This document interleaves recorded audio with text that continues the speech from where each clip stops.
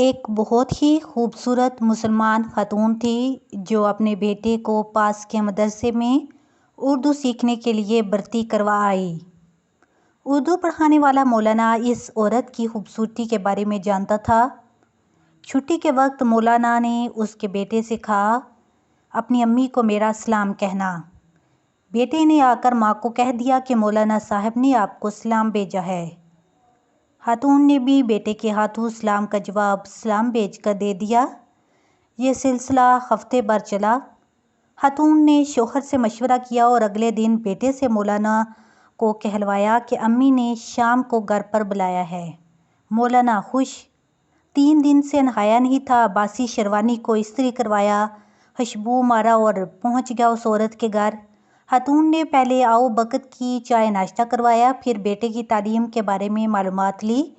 مولانا رسمی باتیں کرنے کے بعد اپنی اصلیت پہ آیا، کہا، ماشاءاللہ آپ کو خدا نے بڑی فرصت میں تراشا ہے لیڈی۔ وہ تو ہے، شکریہ مولانا، مجھے آپ سے عشق ہو گیا ہے۔ محترمہ خاتون، جی ہاں وہ تو ہے، پر یہ بات اگر میرے شوہر نے سن لی تو بہت مشکل ہو جائے گا، وہ آتے ہی ہوں گے۔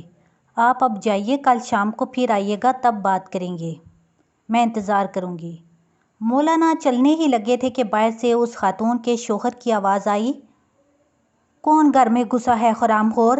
مولانا گھبرایا، میں چھپ جاؤں؟ خاتون نے اسے ساڑی پہنا دی، گھونگھٹ کر دیا اور گندم پیسنے والی پتھر کی چکی کے پاس بٹھا دیا اور کہا، آپ آہستہ آہستہ گندم پیسیے، میں انہیں چائے وغیرہ پلا کر باہر بھیجتی ہوں، آپ موقع دے کر بھاگ جائیے گا۔ مولانا لگے چکی چلانے اور گندم پیسنے۔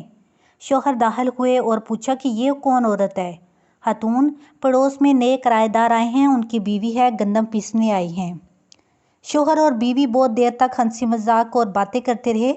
1 گھنٹے کے بعد شوہر نے کہا، میں ذرا کونے کی دکان سے پان کھا کر آتا ہوں، اور باہر نکل گیا۔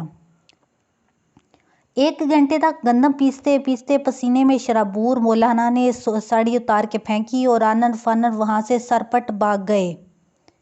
15 دن بعد عورت کے بیٹے نے مدرسے میں مولانا سے کہا، ماں نے آپ کو سلام بھیجا ہے۔ مولانا گرجے، حرام خورو، آٹا ختم ہو گیا ہوگا، کیا 20 کلو آٹا کھا گئے جو اب دوبارہ سلام بھیجا ہے؟